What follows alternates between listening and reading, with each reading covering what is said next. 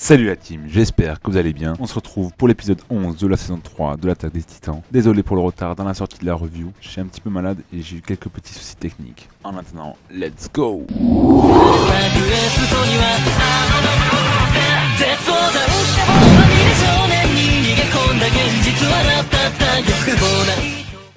La divine bergère, c'est le nom que les habitants ont donné à leur reine Historia. Depuis 2 mois qu'elle est reine, elle a apporté la joie et l'espoir aux enfants des bas-fonds. Le caporal chef Levi, qui vient lui-même de là, l'a beaucoup soutenu. Nous avons une discussion entre Eren et Historia, où elle lui fait remarquer qu'il progresse en autopétrification. Puis elle lui demande ce qu'il compte faire quand il aura retrouvé Reiner et Berthold. Ce à quoi Eren répond qu'il devra les tuer. J'apprécie beaucoup ce rapprochement entre Eren et Historia, ce qui n'est absolument pas le cas de Mikasa qui les poignarde d'un regard assassin et continue de traiter Eren comme un enfant. La nouveauté de cet épisode est la création d'une âme anti-titan. Je m'explique. Grâce à la faculté d'autopétrification d'Eren, les soldats peuvent attirer les titans sans risque jusqu'à une faille dans le mur et lui balancer une masse sur la nuque. Nous retrouvons une Hansi très heureuse et un peu faux-folle comme nous l'avons connu dans le passé. Le soir, tous les soldats sont enthousiastes pour la reprise du mur Maria. Le silence règne à la table de l'escouade Levi. Eren se pose la question, qui sont vraiment les ennemis qu'on combat? Et se demande si les titans ne seraient pas des humains plongés en plein cauchemar. Eren veut absolument se souvenir de ce soldat qu'il a vu dans les souvenirs lorsque Rodrace et Historia l'ont touché. Et c'est d'ailleurs grâce à Jean qu'il va comprendre qu'il s'agit en réalité du sergent instructeur. Toute l'escouade accompagnée d'Anti se dirige donc à la caserne pour l'interroger. Kiss jadis commence à raconter ses souvenirs comme simple spectateur, d'où le nom de l'épisode. Kiss nous fait le récit de sa rencontre avec Grisha. C'était il y a 20 ans. Il le trouva près de la porte de Shiganshina. Dans un premier temps, Kiss l'enferma en prison et Grisha n'avait aucun souvenir de son passé. Mais c'est Hannes qui va lui permettre de sortir de prison en lui disant qu'il n'a pas mort d'homme et qu'il peut le laisser libre.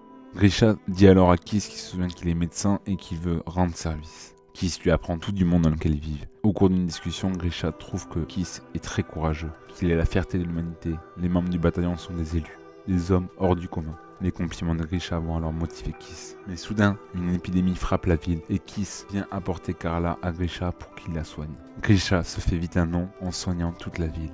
Pendant que Kiss devenait major du bataillon, Grisha, lui, épousait Carla. Nous avons ensuite une discussion entre Carla et Kiss. Elle lui demande s'il compte continuer comme ça jusqu'au bout car ce n'est pas une vie. Kiss réalise qu'il n'a rien de spécial et propose même à Erwin de prendre sa place car il n'est pas un élu. Nous retrouvons Kiss, Grisha et Eren dans une grange où Eren apprend à Grisha que sa mère s'est fait dévorer par un titan. Grisha décide donc que ce sera à Eren de venger sa mère et l'emmène dans les bois en demandant à Kiss de ne pas le suivre. Mais Kiss va quand même les suivre de loin et voir l'éclair de la transformation de titan dans le ciel. Puis, il trouvera Eren inconscient. Il le ramènera à Trost. Eren se rend compte qu'il n'a rien de spécial, qu'il était simplement le fils de quelqu'un qu'il était. Mais alors, Kiss ajoute que ce n'est pas ce que pensait sa mère. Sa mère réalise que ce n'est pas si important que ça d'être spécial, et que Eren a déjà tellement accompli, ne serait-ce qu'en venant au monde. On découvre dans les dernières images de l'épisode que Kiss a volontairement saboté l'équipement d'Eren pour qu'il échoue à l'entraînement. Cependant, sa volonté et sa détermination étaient trop fortes. Nous n'avons pas d'ending à proprement parler, mais l'OST en fond, ce qui pourrait nous annoncer la fin de l'arc. Nous le saurons au prochain épisode, à la veille de la reconquête. J'espère que cette review vous aura plu. Désolé pour le retard encore une fois. Et même si elle n'est pas très complète, je vous invite à discuter avec moi dans les commentaires et sur Discord. Je voudrais remercier aussi nos nouveaux partenaires, Critical AMV, avec qui je pense nous avons tissé de gros liens forts et puissants. Merci à vous d'avoir regardé cette vidéo. N'hésitez pas à lâcher un petit pouce bleu si ça vous a plu. Et je vous dis à très bientôt. Ciao la team.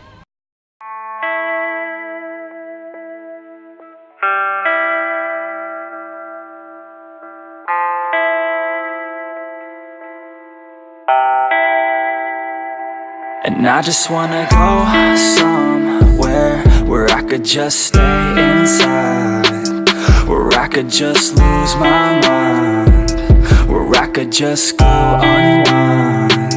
A scotch on the rocks, it slows my thoughts and slows down time. I think I'll be just fine. It's broken by design, yeah. I'm feeling lost, not found.